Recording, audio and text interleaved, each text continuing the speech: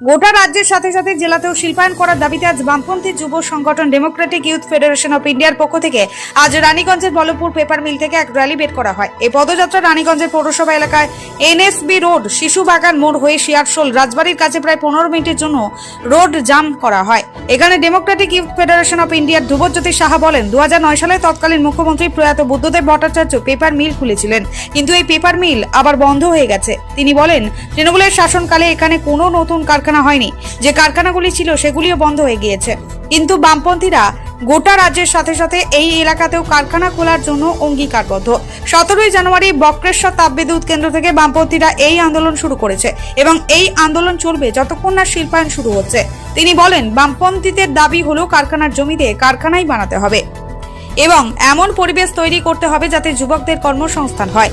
যখন তাকে জিজ্ঞাসা করা হয় যে বামপন্থীরা নির্বাচনের সফলতা পাচ্ছে না কেন, তখন তিনি অভিযোগ করেন যে গত কয়েকটি নির্বাচনে বাংলায় বিজেপি এবং তৃণমূলের মিলেমিশে সঠিকভাবে নির্বাচন হতে দেয়নি, কিন্তু এবার বামপন্থীরা প্রস্তুত এবং কোনো ধরনের কারচুপি হতে দেওয়া হবে না।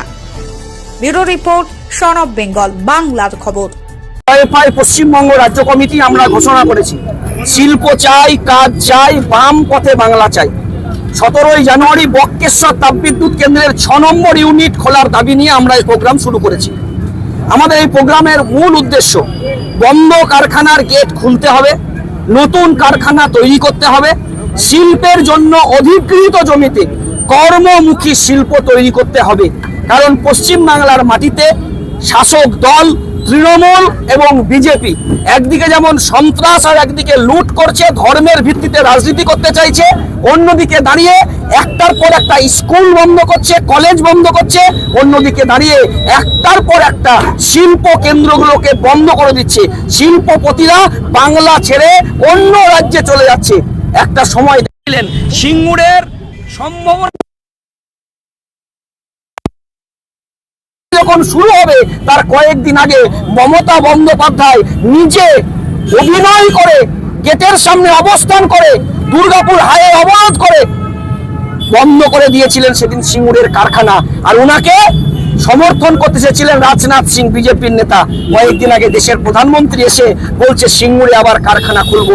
আমরা বলছি বিজেপি তৃণমূলের রাজ্যে নতুন কারখানা খুলতে পারবে না, একমাত্র কারখানা খুলতে পারবে বামপন্থীরা। তাই আমরা স্লোগান দিয়েছি, শিল্প চাই, কাজ চাই, বাম পথে বাংলা চাই। বন্ধ কারখানা খুলো, নতুন বেকার ছেলেদেরকে কাজ দাও, কারণ কাজ ছাড়া পশ্চিমবাংলার বেকাররা বাঁচবেন। সময় বামপন্থীরা সাধারণ গণতান্ত্রিক মানুষ ছেড়ে দিন, সাংবাদিক বন্ধুরা কি নিরাপদে ছিলেন? এই রাজ্যের পুলিশ প্রশাসন, এই রাজ্যের শাসক দল তৃণমূল, বিজেপি এবং পুলিশ যৌথভাবে সন্ত্রাস চালিয়ে মানুষের গণতান্ত্রিক অধিকারকে প্রয়োগ করতে দেয়নি। আমরা প্রস্তুত হয়েছি গোটা রাজ্যের মাটিতে মানুষের গণতান্ত্রিক অধিকারকে প্রতিষ্ঠিত করার জন্য। ঝান্ডার সঙ্গে বড় ডান্ডা লাগিয়ে বাংলার যুবরা লাঠিতে তেল মাখাচ্ছেন। প্রয়োজন হলে ব্যবহার হবে মানুষের গণতন্ত্রকে প্রতিষ্ঠিত করার জন্য। পশ্চিমবাংলার মাটিতে যতগুলো কলকারখানা তৈরি হয়েছে, বক্রেশ্বর তাপবিদ্যুৎ কেন্দ্র, হলদিয়া পেট্রোকেমিক্যাল, সেক্টর 5, আমাদের হলদিয়া পেট্রোকেমিক্যাল সহ একটার পর একটা কারখানা, তার সঙ্গে পশ্চিমবাংলায় তৈরি হয়েছে সাগরদিঘি তাপবিদ্যুৎ কেন্দ্র, একটার পর একটা কারখানা তৈরি, শিল্পাঞ্চল তৈরি হয়েছে। দিদিমণি একটা উদাহরণ, দিদিমণির কাছে চ্যালেঞ্জ থাকলো তৃণমূল বিজেপির কাছে, এই রাজ্যের মাটিতে একটা সেফটি পিনের কারখানা উদ্বোধনের যদি ছবি দেখাতে পারে। আর আমরা বলছি, আমাদের নেতা ছিলেন, আমাদের মুখ্যমন্ত্রী ছিলেন জ্যোতি বসু বুদ্ধদেব ভট্টাচার্য, একটার পর একটা কারখানা খুলেছে, আর একটা কারখানার চুল্লি দিয়ে ধুঁয়ো বেরিয়েছে, বাংলার বেকার যুবকরা, শ্রমিকরা কাজ পেয়েছে। আমরা বলছি, ভরসা রাখুন, মানুষের উপর আমরা ভরসা রাখতে চাইছি। মানুষ যদি আমাদের উপর ভরসা করে নিয়ে আসে, বামপন্থীরাই আবার নতুন করে শিল্প কলকারখানা তৈরি করবে। আমার কথা যদি বিশ্বাস না হয়, আপনি এই রানীগঞ্জ থেকে শুরু করে শুধু দুর্গাপুর পর্যন্ত যান, একটার পর একটা কারখানা বন্ধ হয়েছে। আপনি চলে যান হুগলি, আপনি চলে যান হাওড়া, দেখবেন একটার পর একটা পাট শিল্প বন্ধ হয়ে পড়ে আছে। কেন কারখানাগুলো খুলছে না? কেন নতুন করে মন্দির মসজিদ তৈরি হবে? কেন? মন্দির মসজিদ তৈরি করা রাষ্ট্রের কাজ নয়, মন্দির মসজিদ তৈরি করা সরকারের কাজ নয়, মন্দির মসজিদ তৈরি করা হচ্ছে জনগণ।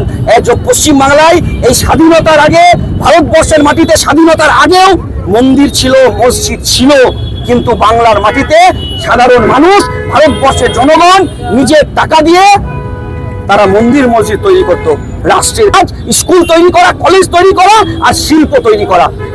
কটা কলেজ আর কটা শিল্প তৈরি করলো আপনাদের সাংবাদিক বন্ধুদের কাছে অনুরোধ করছি, দিদিমণির পোষা বান্ধবদের একটু জিজ্ঞাসা করুন। তার মাটিতে একটার পর একটা সন্ত্রাস তৈরি করেছেন। মহিদুল মিদ্দা খুন হয়েছে পুলিশের দ্বারা। কোন পুলিশ? এই রাজ্যের পুলিশ। কে চালায়? দিদিমণির সরকার, তৃণমূল কংগ্রেসের সরকার চালায়। সুদীপ্ত গুপ্ত খুন হয়েছে। খুন কে করেছে? পুলিশ করেছে। আনিস খান খুন হলো, কে খুন করলো? পুলিশ খুন করলো। এত বড় একটা আরজি করার মতন জায়গায় পড়ুয়া ডাক্তারকে খুন করা হলো। খুন করার পরে তাকে ধর্ষণ করা হলো। ধর্ষণ খুন করার পরে পুরো ঘটনাটাকে ধামাচাপা দেবার চেষ্টা করা হলো। কেন হলো? তাহলে কেমন করে? আর তাদেরকে সাহায্য করে কারা? এই রাজ্যের শাসক দলের পুলিশ, যারা ধামাচাপা দেবার চেষ্টা করে।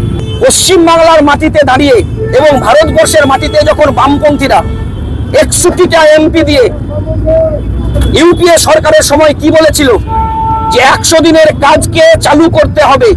100 দিনের কাজ বামপন্থীদের লড়াই আন্দোলনের ফলে চালু হয়েছিল। বাংলার বেকার যুবকদেরকে কাজ দেওয়ার জন্য বিজেপি আসার পরে নাম পরিবর্তন করলেন। বিজেপি আসার পরে, তৃণমূল আসার পরে 100 দিনের কাজের টাকা লুট করলেন। তৃণমূল বলছে কাজের টাকা দিচ্ছে না বিজেপি, আর বিজেপি বলছে টাকা লুট করছে তৃণমূল। এর চাইতে বড় কি উদাহরণ হতে পারে?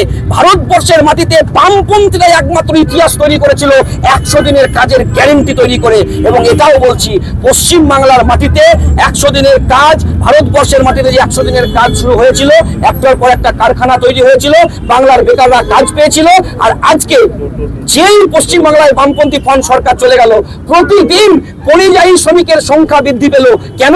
বাংলায় কাজ না পেয়ে অন্য রাজ্যে কাজ করতে গেল। কোথায়? কেউ উড়িষ্যায়, কেউ কেরালায়, কেউ ব্যাঙ্গালোরে কাজ করতে গেল। কেন গেল? কারণ বাংলায় কাজ নেই, বাংলায় শিল্প নেই। কেন?